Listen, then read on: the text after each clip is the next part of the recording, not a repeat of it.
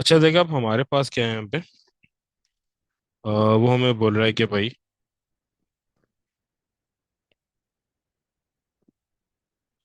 which statement about the isotopes of the same elements are correct.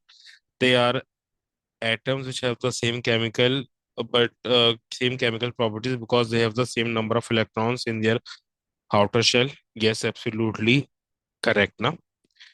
ठीक है। क्योंकि isotope में सेम नंबर ऑफ इलेक्ट्रॉन्स होते हैं आउटर शेल में ना, तो उनकी इलेक्ट्रॉनिक कन्फिगरेशन जो है वो सेम होती है। इलेक्ट्रॉनिक कन्फिगरेशन उनकी सेम होती है, जिसकी वजह से उनकी केमिकल ये प्रॉपर्टी सेम होती है। क्योंकि केमिकल ये प्रॉपर्टीज यानी केमिकल रिएक्शन जो है ना, वो नंबर ऑफ इलेक्ट्रॉन से जो है ना वो ये गवर्न होते हैं। इलेक्ट्रॉनिक वो कन्फिगरेशन से जो है ना रिलेट करता है। ठीक है।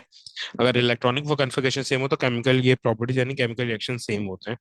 They are the atoms which have the same number of electron neutrons but different number of protons. They are the atom with the same number of electron and neutron. Neutron ने खेल खराब कर दिया। Neutron जो है वो different होते हैं और सेम नंबर ऑफ जहाँ पे जो है ना प्रोटॉन्स होते हैं। ठीक है। तो टू जो है वो गलत हो गया। फिर वो थर्ड में हमारे पास है they are atoms which have the same number of electrons. Yes.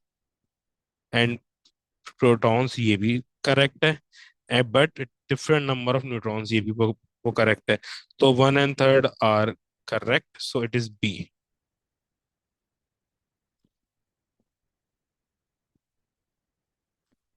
अच्छा देखो, अब यहाँ पे बोल रहे हैं X and Y are the oxides of two different elements. X reacts with the Porter to produce the aqueous solution Z, and Z turns the universal indicator blue. ठीक है। तो यानी Z जो है वो बेस है। ठीक है। Z बेस है, और बेस हमारे पास ये उसने बोला है कि टू मेटल ऑक्साइड्स हैं और टू ऑक्साइड्स हैं।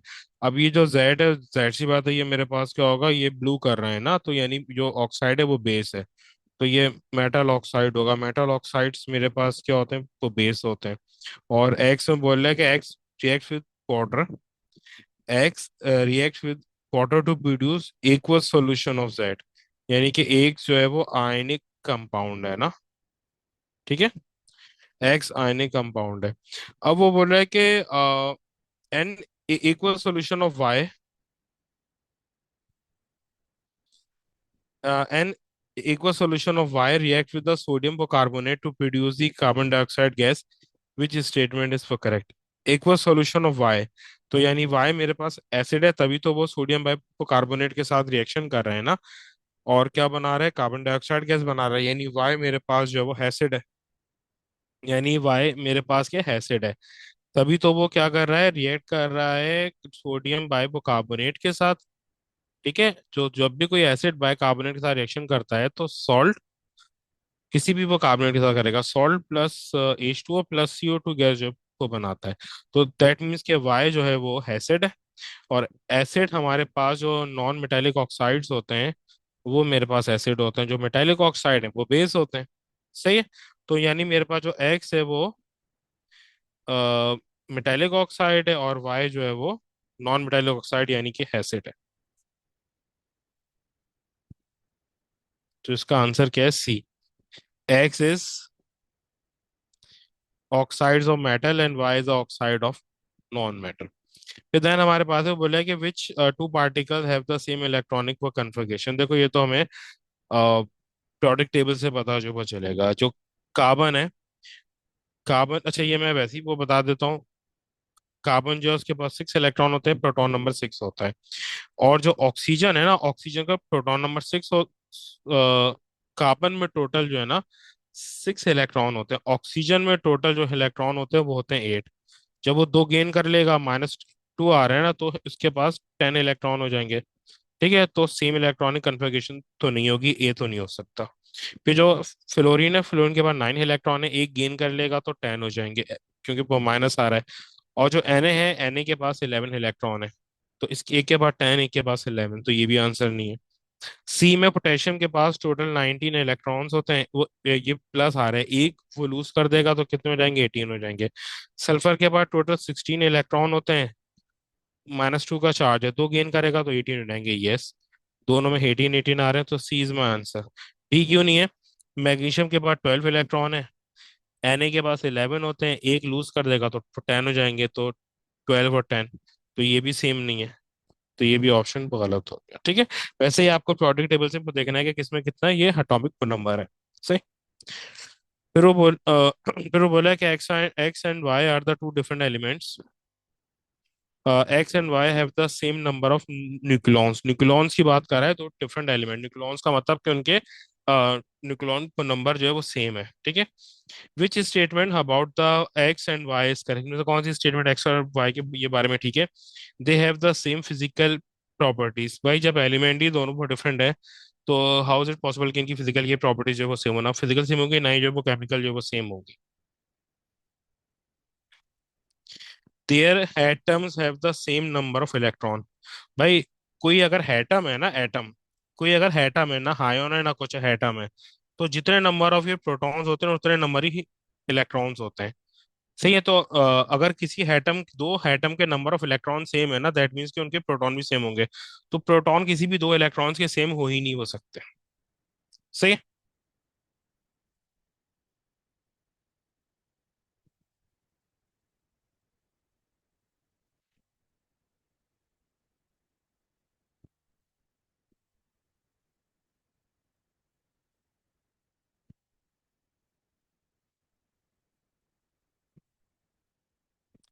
तो ये भी ऑप्शन क्या हो गया, गलत हो गया, ठीक है। फिर वो बोले they are in a different group of the product table. अच्छा अब देखो, यहाँ पे वो हमें बोल क्या रहा है ना, वो बोल रहा है कि दे आर, बोले they have different relative masses, और दो हमारे पास बचे, and they are in different groups of the product table. भाई जब न्यूक्लियॉन नंबर सेम है ना, तो रिलेटिव वो मासेस कैसे वो डिफरेंट होंगे। न्यूक्लियॉन नंबर जो मेरे पास ये न्यूट्रॉन जो न्यूक्लियॉन नंबर होता है वही तो मासेस होते हैं, जो मास का नंबर होता है वही तो मेरे पास जो वो मास होता है। तो मास क्या होगा, सेम होगा, डिफरेंट नहीं होगा, तो ये ऑप्शन भी वो गलत हो गया। फिर यहाँ पर एक ही ऑप्शन बचा है सी। अब सी में वो क्या बोल रहा है, सी में वो हमें वो बोल रहा है कि they are in different groups of the product table. हाँ ये हो सकता है कि वो डिफरेंट ग्रुप्स में हो, ठीक है। कोई वन में हो, कोई टू में हो, कोई वो थ्री में हो ना, ठीक है। उसके बाद वो बोले कि the equation for the reaction between the barium chloride and the sulphuric acid is shown.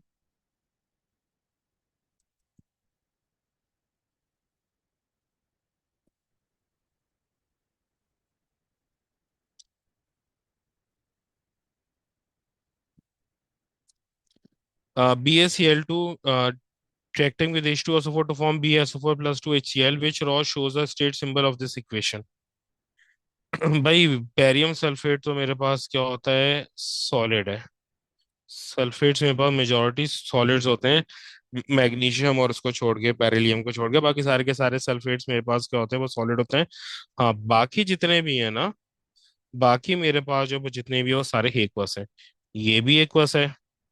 Chloride के सारे सॉल्ट एक्वस होते हैं, यानी सॉल्युबल होते हैं, एक्सेप्ट लेड और सिल्वर क्लोराइड। तो ये तो बेरियम जो है ना वो क्लोराइड है। सही।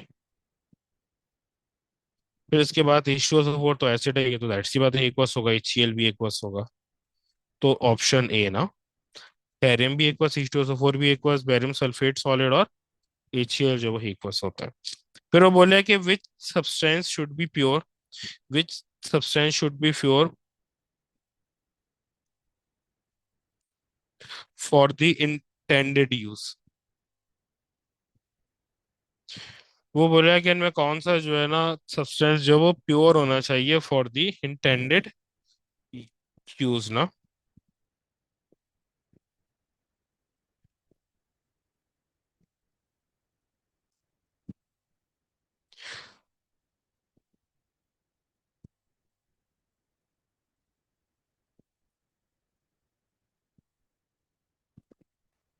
सही है? अब इंटेंडेड यूज का क्या मतलब है कि स्पेसिफिक किसी चीज का वो यूज हो, तो उसमें जो प्योरिटी चाहिए, तो जाहिर सी बात है मेडिसिन के लिए ही वो चाहिए ना। अगर मैं कोई मेडिसिन, कोई ड्रग किसी डिजीज की ये डिजीज के लिए यूज कर रहा हूँ, तो अगर वो मेडिसिन प्योर होगी तभी तो उसी वो डिजीज के लिए वो वर्क करेगी ना। तो क्या है, a drug for the for curing disease. B में फिर limestone for the extraction of iron, इसके लिए भी कोई खास प्योरिटी नहीं चाहिए।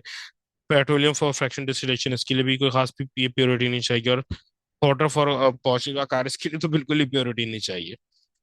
अच्छा देखो, देन फिर उसके बाद हमारे पास है the number of protons and the number of neutrons in the atom X Y and Z are shown, which is statement about the element is correct. मतलब कौन सी स्टेटमेंट एलिमेंट के बारे में ठीक है।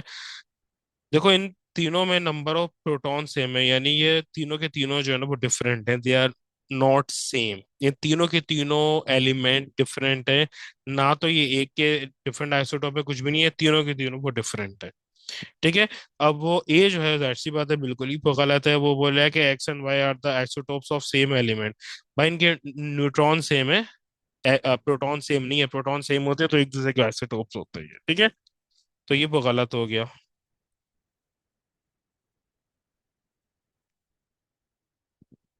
फिर देन उसके बाद हमारे पास है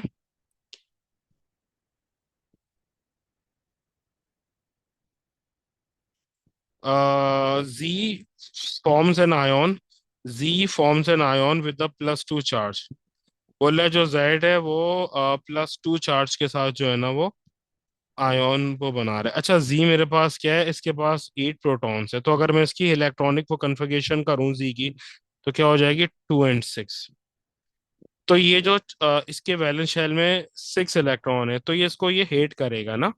तो ये -2 हो गए, उसके बैलेंस शेल में 6 इलेक्ट्रॉन है। अब ये अगर दो ये वो लूज करता है, +2 उसके पास आ जाते हैं, उसके बैलेंस शेल में 4 ये इलेक्ट्रॉन हो जाएंगे ना।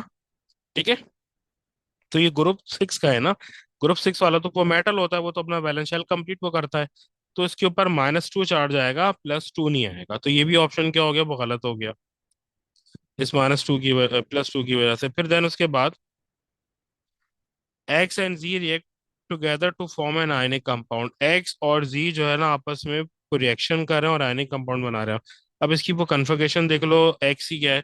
एक्स के पास टोटल 6 इलेक्ट्रॉन्स है ना। एक्स के पास टोटल 6 इलेक्ट्रॉन है, तो इट वुड बी 2 and 4 इसकी वो कन्फिगरेशन होगी। यानी कि एक्स जो है या तो वो कार्बन होगा, ठीक है, या तो सिलिकॉन होगा। तो वो आयनिक कंपाउंड कैसे बनाएगा ग्रुप 6 वाले के साथ। आयनिक कंपाउंड के लिए तो जरूरी है ना, या तो ग्रुप 1 2 3 में से कोई हो, मेटल हो, या 5 6 7 में से कोई जो है ना वो नॉन मेटल। ठीक है, तो ये भी नहीं है। फिर वो बोले X Y and Z are non metal. हाँ, ये सारे के सारे नॉन मेटल जरूर है। जो वाई है उसके पास 7 इलेक्ट्रॉन है, तो कन्फर्मेशन होगी 2 और 5। तो एक के वैलेंस शेल में जो है ना 6 इलेक्ट्रॉन, एक के वैलेंस शेल में 4, एक के वैलेंस शेल में 5 है। तो they all are non metal, तो ये ऑप्शन ठीक है।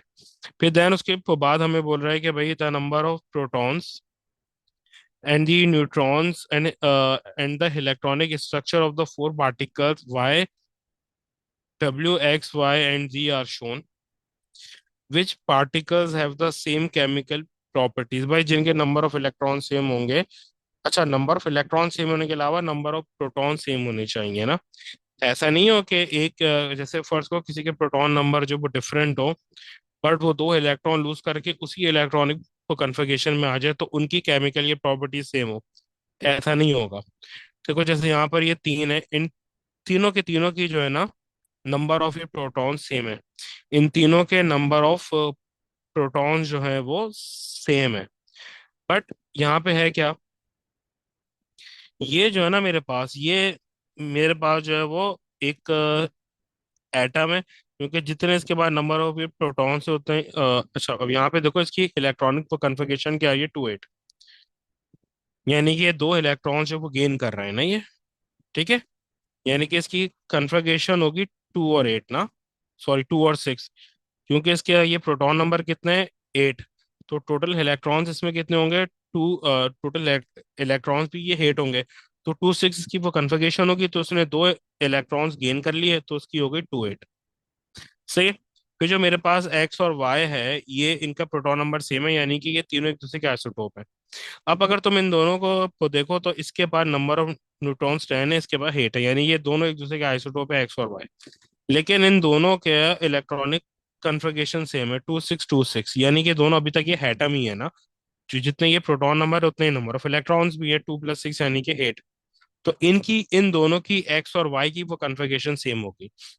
डब्ल्यू की क्यों सेम नहीं है? क्योंकि डब्ल्यू जो है वो एटम है, तो सॉरी वो आयन है।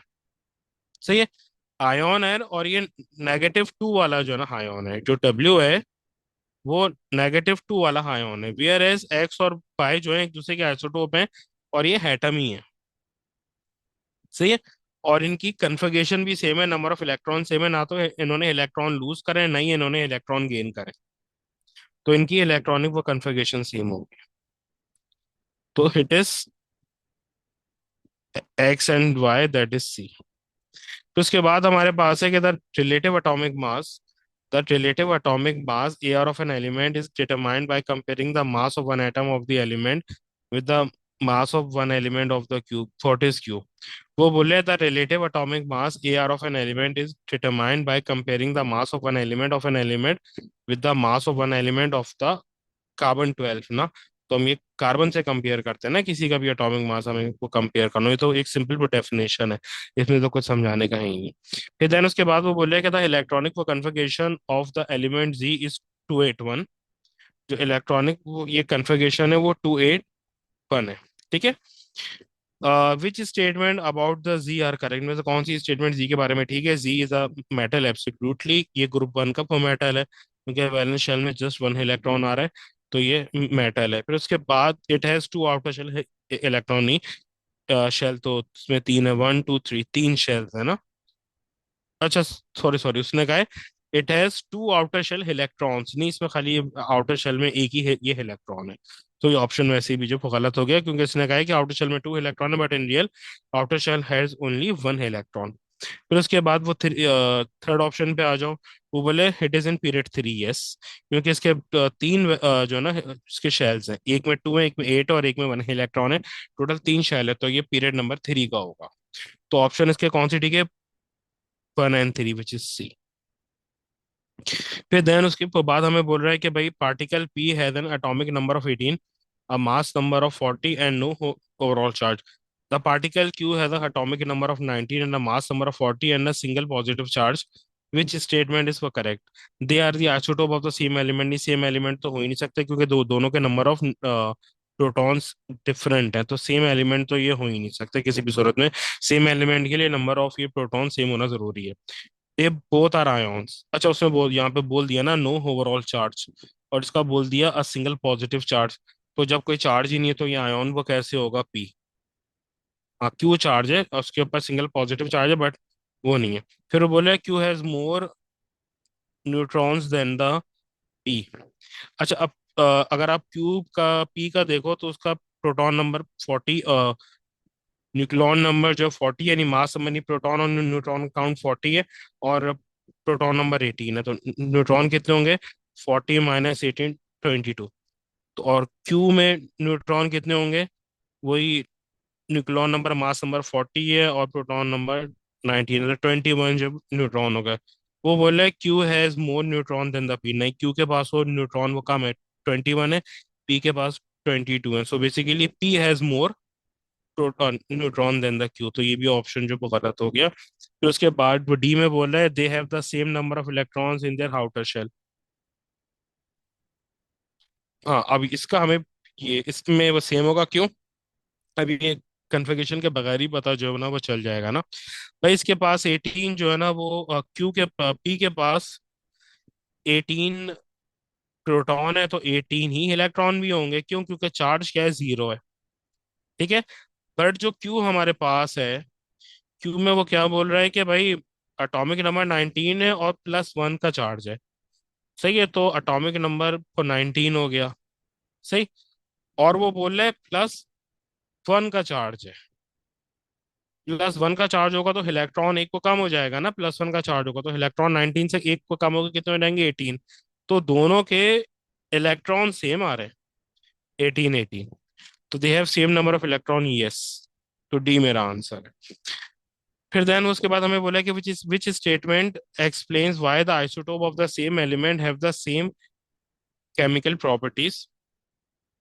बोले explain why isotope of the same element have the same chemical properties, क्योंकि नंबर ऑफ इलेक्ट्रॉन या इलेक्ट्रॉनिक वो कन्फर्गेशन सेम होती है। नॉर्मली इलेक्ट्रॉनिक स्ट्रक्चर सेम होता है, इलेक्ट्रॉनिक नंबर ऑफ इलेक्ट्रॉन्स बोल दो, इलेक्ट्रॉनिक कन्फर्गेशन बोल दो, या इलेक्ट्रॉनिक स्ट्रक्चर बोल दो, ठीक है। उस वजह से इनकी केमिकल ये प्रॉपर्टीज सेम होती है। ए, केमिकल ये प्रॉपर्टीज का पूरी की पूरी डिपेंडेंसी, केमिकल प्रॉपर्टीज की पूरी डिपेंडेंसी A to Z ये डिपेंड करती है नंबर ऑफ इलेक्ट्रॉन्स यानी इलेक्ट्रॉनिक कन्फिग्रेशन के ऊपर। सही। अच्छा देखो, फिर उसके बाद वो हमें बोला है the table give some properties of an element which, वो बोल रहा है कि भाई इसका मेल्टिंग पॉइंट जो है वो 3422 है, बहुत हाई है। अपीयरेंस जो है वो ग्रे है। Appearance of the chloride of the element ये है, डेंसिटी हाई है। और व्हेन जब सॉलिड है तो गुड कंडक्टर ऑफ इलेक्ट्रिसिटी है, यानी कि मेटल है। ठीक है, कोई भी एलिमेंट अगर मेटल है, कोई भी एलिमेंट अगर गुड कंडक्टर ऑफ इलेक्ट्रिसिटी है जब सॉलिड है, तो वो ऑब्वियसली मेटल ही है। तो अगर मेटल है तो इनमें से कौन सी ये प्रॉपर्टी आएगी? अच्छा, और इसके अलावा which other properties does this element have? फिर उसके अलावा क्या है कि भाई जाहिर सी बात है, अब इसमें इसका मेल्टिंग पॉइंट काफी वो ज्यादा हाई है, और ये कलर कंपाउंड शो कर रहा है ना। देखो यहाँ पे वो बोला हुआ है ना कि appearance of the chloride of the element blue, यानी कि जब वो कंपाउंड बना रहे हैं तो कलर कंपाउंड वो बना रहे हैं, तो दैट मीन्स कि ये ट्रांजिशन मेटल है। क्योंकि जब ये कंपाउंड बना रहे हैं तो ये कलर कंपाउंड शो कर रहा है, that is a that that means it is a transition metal. और transition metal as a catalyst के तौर पे जो है ना यूज होते हैं, ठीक है। ये मेटल्स में सारी की प्रॉपर्टीज आपको बताई हुई है। अब वो बोले कि how many proton neutrons and electrons are in a one atom of isotope ना। अब देखो यहाँ पर हमारे पास Al27 और 13 है। अब ये प्रोटॉन नंबर इसमें कितना है, वो 13 हो गया, कोई चार्ज नहीं है तो इलेक्ट्रॉन नंबर भी क्या होगा, वो 13 होगा। और अगर मुझे प्रोटॉन न्यूट्रॉन निकालना है तो 27 - 13, ये आ गए 14। तो प्रोटॉन कितने, वो 13 है ए और बी। न्यूट्रॉन कितने, 14 है। इलेक्ट्रॉन जो है वो सारे 13 है, ठीक है। तो आंसर क्या है, बी। अच्छा, फिर उसके बाद वो बोल रहा है कि the formula for the aluminium ion is +3। What is the formula for the aluminium sulphate? अच्छा देखो, यहाँ पर है क्या, एल्यूमिनियम के ऊपर +3 चार्ज है, सल्फेट के ऊपर -2 चार्ज है। तो अब इसमें ये बनता कैसे, ये आपको ये बनाना आना चाहिए।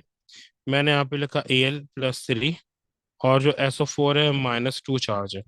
तो ये चार्जेस अगर सेम ना हो तो आपस में क्रॉस मल्टीप्लाई ये हो जाते हैं, ये हो जाएगा Al3, सॉरी Al2, क्योंकि ये क्रॉस मल्टीप्लाई हो जाते हैं, 2 यहाँ आ जाएगा, 3 जो यहाँ नीचे आ रहेगा, यानी कि Al2SO4 3,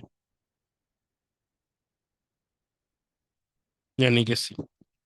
अच्छा, फिर then उसके बाद हमारे पास है nucleus the nucleus of a particular atom consist of 19 particles, यानी कि न्यूक्लियस में जो न्यूक्लियॉन नंबर है उसमें 19 जो है ना वो पार्टिकल्स हैं। 9 of them are positively charged and 10 of them are uncharged. Which statement about this nucleus is correct? मतलब कौन सी स्टेटमेंट न्यूक्लियस के बारे में ठीक है? बोले कि 9 of them are positively charged ना, तो यानी कि प्रोटॉन कितने हो गए, 9, and 10 of them are uncharged, तो प्रोटॉन कितने हो गए, 10। उसने कहा है कि 9 of them are positively charge, तो प्रोटॉन कितने हो गए, 9, and 10 of them are uncharged, तो ये न्यूट्रॉन हो गए 10। सही है। अब इसमें से आंसर क्या होगा, the nucleus has a proton number of 9। अब इसमें कोई ऐसी बात सोचने की है नहीं, इसलिए इसलिए मैं आंसर ही में को बता रहा हूँ। हमने सिर्फ चेक करना है कि किस में ये वाली स्टेटमेंट लिखी हुई है। तो सी में लिखी हुई है nucleus has a proton number of 9। फिर देन उसके बाद वो हमें बोल रहा है कि भाई element X has 7 protons, element Y has 8 more proton than the X. भाई एलिमेंट एक्स के पास 7 है और एलिमेंट वाई के पास 8 मोर है, तो यानी कि 8 7 + 8 = 15। अब वो बोला कि which statement about the element Y is correct, कौन सी स्टेटमेंट एलिमेंट वाई के बारे में ठीक है। पहला क्या है कि Y has more electron shells then the X. साइड सी बात है, जितने प्रोटॉन्स होंगे उतने ही इलेक्ट्रॉन्स होंगे ना, जितने प्रोटॉन्स होंगे उतने ही इलेक्ट्रॉन्स होंगे। अब मैं अगर एक्स को ले लूँ, एक्स के पास 7 जो है ना वो प्रोटॉन है, 7 इलेक्ट्रॉन होंगे, कन्फिग्रेशन होगी 2 और 5। मैं वाई को लूँ, वाई के पास 15 प्रोटॉन है तो 15 इलेक्ट्रॉन होंगे, तो कन्फिग्रेशन क्या होगी, 2 8 और 5। तो वाई के पास 3 शेल्स होंगे। बी में वो बोल रहा है कि Y has more electron in the outer shell than X. नहीं, अभी मैंने वो कन्फिग्रेशन हमने कर ली ना, दोनों के पास 5 5 जो है ना इलेक्ट्रॉन्स आउटर शेल में। तो ये स्टेटमेंट जो वो गलत हो गई, वाई के पास और एक्स के पास सेम नंबर ऑफ इलेक्ट्रॉन है वैलेंस शेल में। फिर वो बोल रहे हैं Y is in different group of the particle than X. नहीं, ये भी गलत है भाई, जब वैलेंस शेल में इलेक्ट्रॉन ही सेम है तो जो ये डिफरेंट ग्रुप्स के कैसे हो सकते हैं। फिर वो बोल रहे हैं Y is in the same period of the product table as X. नहीं भाई, एक के पास जो है ना 2 शेल है, एक के पास 3 शेल है, तो ये सेम पीरियड में कैसे होंगे। जो एक्स है वो सेकंड पीरियड का है, जो वाई में 3 शेल है तो वो थर्ड पीरियड का है। तो ये भी क्या हो गया, वो गलत हो गया। फिर देन उसके को बाद बोल रहा है कि some information about the P Q R S is shown. बोल रहा है which two particles are the isotopes of same element. भाई नंबर ऑफ प्रोटॉन्स देख लो, वो आपस में एक दूसरे के आइसोटोप्स होंगे। अच्छा, नंबर ऑफ ये प्रोटॉन्स कैसे आएंगे, न्यूक्लियॉन को नंबर से आप नंबर ऑफ न्यूट्रॉन जो है ना वो सब्ट्रैक्ट कर दो तो नंबर ऑफ ही प्रोटॉन्स आ जाएंगे, ठीक है। अच्छा, मैं नंबर ऑफ इलेक्ट्रॉन से देख के क्यों नहीं ये कर रहा कि जितना नंबर ऑफ इलेक्ट्रॉन्स होंगे उतने ही नंबर ऑफ ही प्रोटॉन्स होंगे, क्यों, क्योंकि हो सकता है इसमें कोई ये हाइऑन हो, ठीक है। तो अब यहाँ पे प्रोटॉन्स कैसे आएंगे, 12 - 6 = 6, 24 - 12 = 12, 16 - 18 = 14 - 8 = 6। तो बेसिकली पी और एस वो है जिनका प्रोटॉन नंबर सेम है, तो ये एक दूसरे के आइसोटोप्स जो है ना वो हो सकते हैं। पी और एस दोनों के आइसोटोप दूसरों के ये दोनों के ये प्रोटॉन नंबर सेम है। पी और एस दोनों में वो 6 6 आ रहे हैं, तो ये दोनों एक दूसरे के आइसोटोप जो है ना वो हो सकते हैं। फिर उसके बाद बोला है कि which statement about the high. अच्छा, ये तो बस आने, इसको छोड़ो, ठीक है।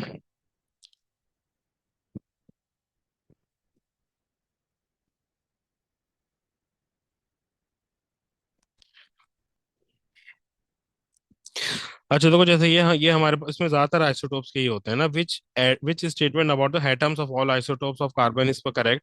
दे ऑल आर रेडियो एक्टिव। नहीं, जरूरी नहीं है कि रेडियो एक्टिव हो। They have same mass. नहीं, मास तो सेम हो ही नहीं सकता क्योंकि आइसोटोप है, तो नंबर ऑफ न्यूट्रॉन सेम होंगे।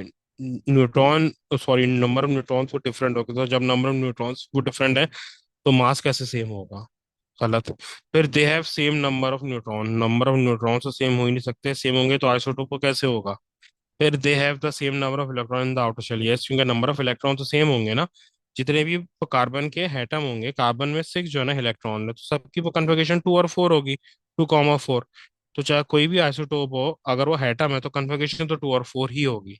तो ये सही है, डी। फिर देन उसके को बाद बोल रहा है कि the arrangement of the electrons in two ions formed from the element X and Y are shown. अब देखें इस पे, एक्स के पास जो है ना नंबर ऑफ प्रोटॉन 19 है, और दोनों के पास उसके बाद वाई के पास 17 है। नंबर ऑफ न्यूट्रॉन्स एक्स के पास 20 है और वाई के पास जो है ना वो 20 है। Which equation represents the reaction between the X and Y. अच्छा, पहले तो इनकी वो कन्फिग्रेशन कर लो ताकि आपको ये पता चल सके। एक्स के पास प्रोटॉन कितने,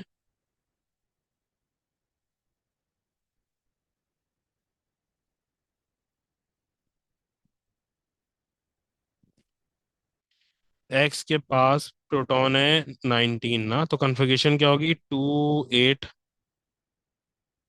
8 और 1, ठीक है। वाई के पास 17 है, तो कन्फिग्रेशन क्या होगी, 2 8 और 7। दैट मीन्स के वाई जो है वो ग्रुप वन में है, इसके बाद वैलेंस शेल में वन इलेक्ट्रॉन है और ये पोटेशियम है।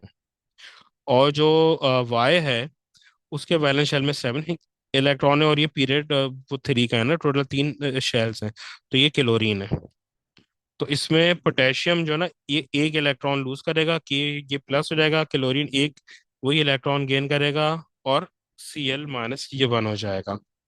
तो इसकी इक्वेशन क्या बनेगी? अच्छा, अब इसमें होता है क्या है कि Cl जो है ना, जो वो Cl होता है वो टू की फॉर्म में होता है ना, वन की फॉर्म में तो नहीं होता। यानी ये इस तरीके से इक्वेशन वो बनेगी ना, यहाँ पर इक्वेशन बनाता हूँ। Cl2, बल्कि Cl जो है वो बाद में आ रहा है ना, तो के, 2K plus Cl2 to form. अच्छा, इसमें हाइऑन्स वो बना रहा है तो ये बन जाएगा 2K plus 2,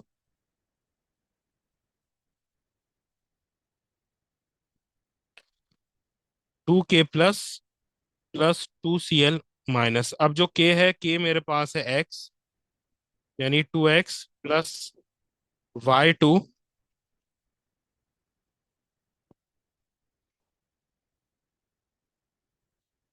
to form 2X plus और 2Y माइनस। अभी आपको देख लो ये किसकी इक्वेशन बन रही है। ये हमारे पास इक्वेशन बनी है C की। हम बस इक्वेशन जो तो मैच कर लेंगे, तो इस तरीके से समझ आ रहा है या कोई इशू है इसमें?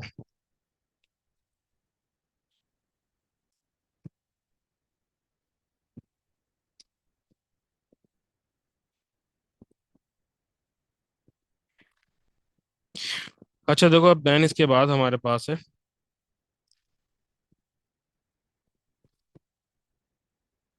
अच्छा देखिए, अब वो हमें बोल रहा है कि भाई the relative atomic mass of the chlorine is 35.5 when calculating the relative atomic mass which particle is the mass of a chlorine atom compare to. That's सी बात है, वो कार्बन 12 ना। अच्छा, अब जरा आगे बढ़ते हैं।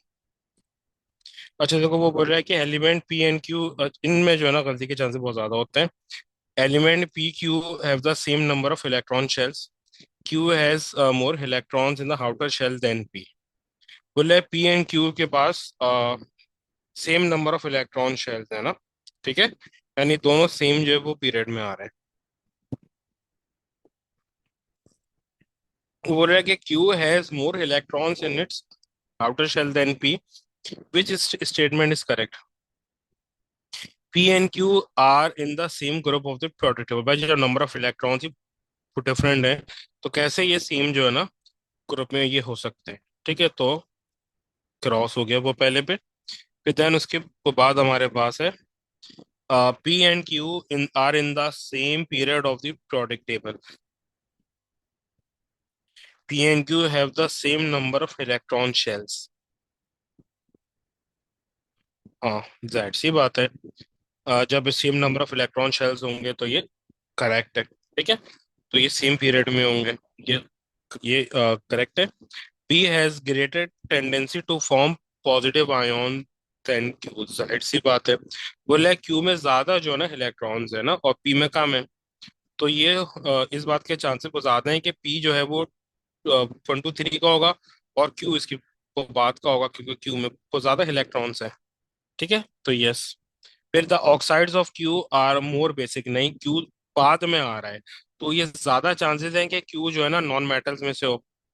तो नॉन मेटल का ऑक्साइड एसिडिक होता है, बेसिक नहीं होता। तो ये बात जो गलत हो गई। ऑक्साइड्स ऑफ P जो है ना ज्यादा बेसिक होने के चांसेस, तो 2 and 3 ठीक है। तो सी is my answer.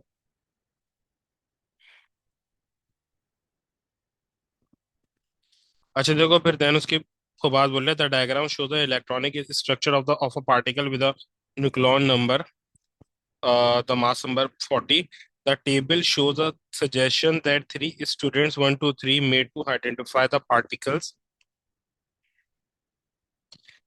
argon, chlorine and calcium +2। अब देखो वो बोलेगा भाई इसका मास नंबर 40 है ना, तो मास नंबर में हमें जाने ही नंबर ऑफ इलेक्ट्रॉन सिर्फ हमने वो देखने हैं ना, ठीक है। तो आर्गन में 18 इलेक्ट्रॉन्स होते हैं। आर्गन में 18 इलेक्ट्रॉन्स होते हैं। क्लोरीन में जो है वो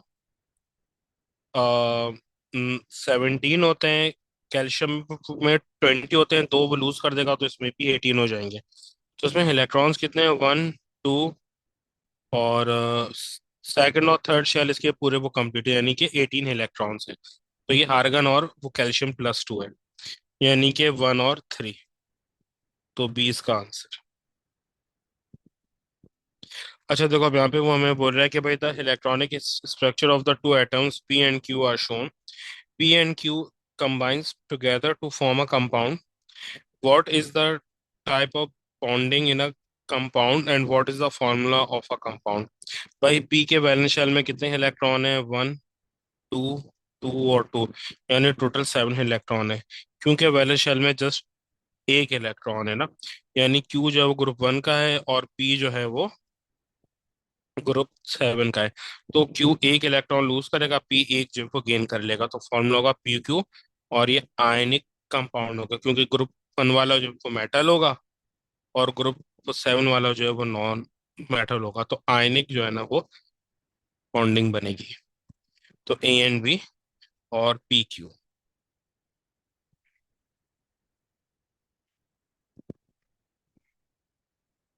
चलें।